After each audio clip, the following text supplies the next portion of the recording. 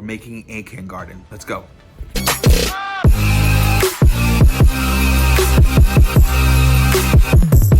As you guys know from a few episodes back, we went to St. Augustine to pick up this vintage Red Sea 130. Now what I did was I took the established water from both my nanos and put it into here so we can get an instant cycle going. It's very unorthodox, but it ended up working perfectly, guys. So I'm gonna show you a little bit of the tank and then we're gonna get right into making this Acan garden. Let's do it.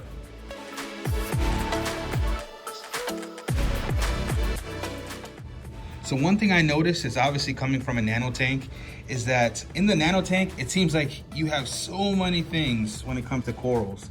But then when you double the size, you realize that you really didn't have much. So as you can see, there are some rock faces that don't have anything. Now, if you guys saw last video, Manny made his own Zoa garden. And as you can see, it inspired me to make my own. So one coral that I started adding to the tank once I had the space are Acans. Check these guys out. Beautiful colors. They range in different colors. Now you guys see that we have a Zoa garden here. One thing I want to do is actually create an Acan garden. I feel like there's a lot of real estate on this rock here, and we can make that happen.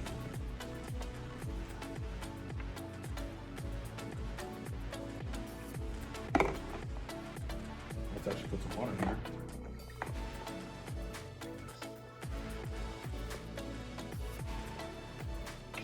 So I just recently got into Acans.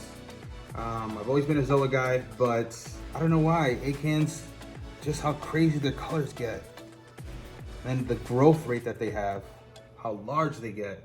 I think they're so beautiful inside of a tank. And if you guys have seen Manny's tank, which if you've been watching, then you know, Manny has a couple large Acans that go beautiful in his tank.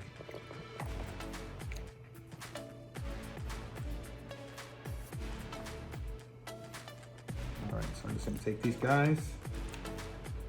Right here, check this one out. This is one of my favorite Acans I own. This is a peppermint Acan. I actually just recently got it. It's beautiful. Let's grab the last two.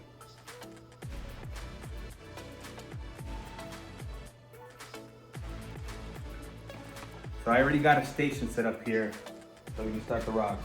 Now we're gonna go back to the tank because I kind of got to memorize where my rockscape is. So I'm actually gonna move this rock here and try not to disturb anything that's on it. So that way I can get to this rock here.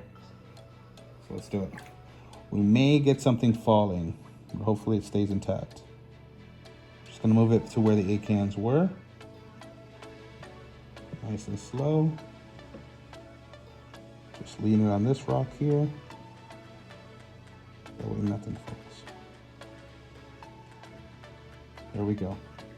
Then we're gonna take this guy. Oh. And take this guy here. He just fell.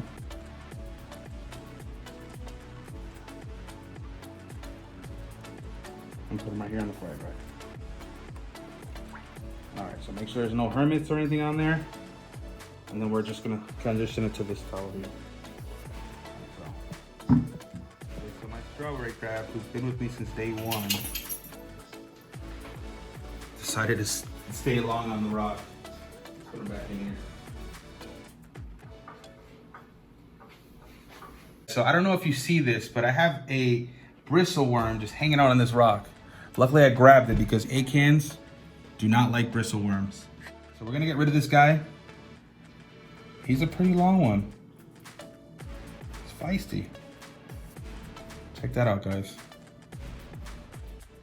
So bristle worms aren't that bad of a pest, but if you have Acans, they typically burrow into the skeleton of those Acans, make their homes. Just get rid of them so that way they don't mess with your Acan garden. All right? So I'm just inspecting the rock just to make sure there aren't any more hitchhikers on here. I just got a few snails in here as well. So I'm gonna make sure that I put them back in the water. All right, rock seems clean. Okay, so as you guys know, we have quite a few tanks between me and Manny. So one of the cool things is that you can actually use one of your extra lights to kind of see the color of the Acan. So you kind of know what position you want them to be on your Acan garden. So that way you can have a mix of different colors that mesh really well. Alrighty guys, so I stocked up on glue a while back, so I have tons of glue and I'm ready for this project. Okay, so I'm gonna grab this piece. This piece is actually pretty cool. It's got green and orange in it. I'm gonna take my trusty bone cutters and cut the stem off. Okay, so just gotta find a perfect spot so we can glue. Alrighty, so we have this green and orange one. Spot I found is right here. So I personally like to put the glue on the actual rock surface and then put a little glue on the base. And then once I put it down, I grab my baster, take a little water, just activate the glue.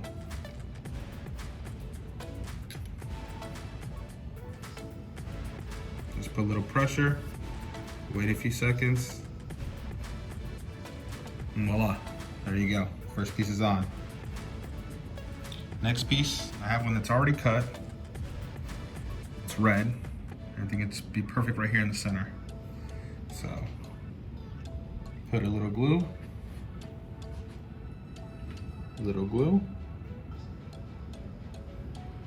right there.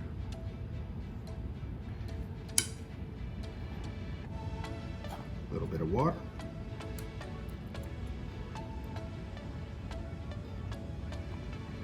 Activate the glue, put pressure.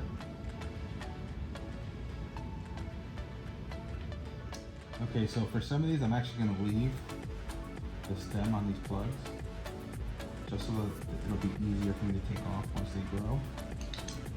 Put a little glue here, some right here in this rim.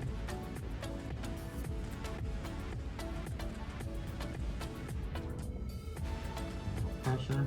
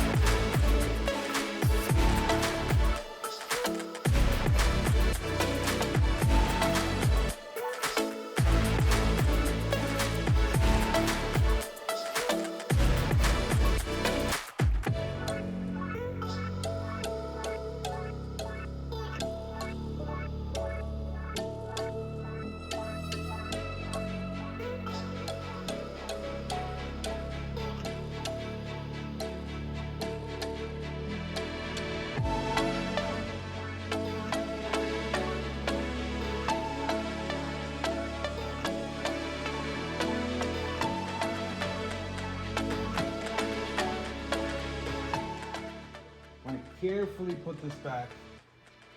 Matter of fact, let me turn off the flow.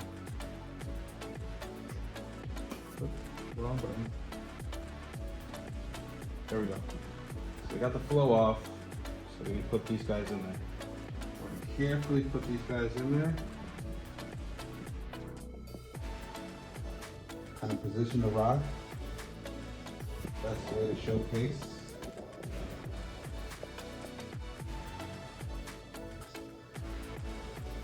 The Zilla garden.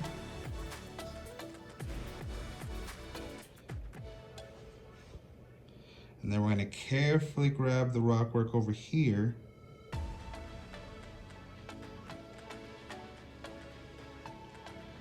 And we're going to place it back over here. Come on, Marley. Okay.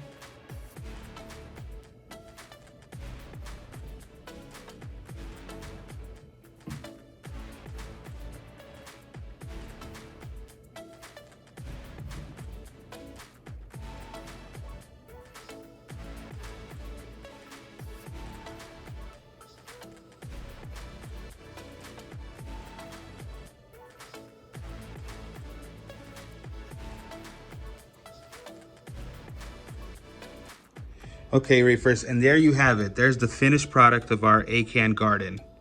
Looking great, looking great. Probably add 1 or 2 more Acans to the mix, but so far so good, guys. If you guys like what you guys see, be sure to like and subscribe and hit the notification bell. Alrighty, guys, that's it for Zotank Boys. We're out.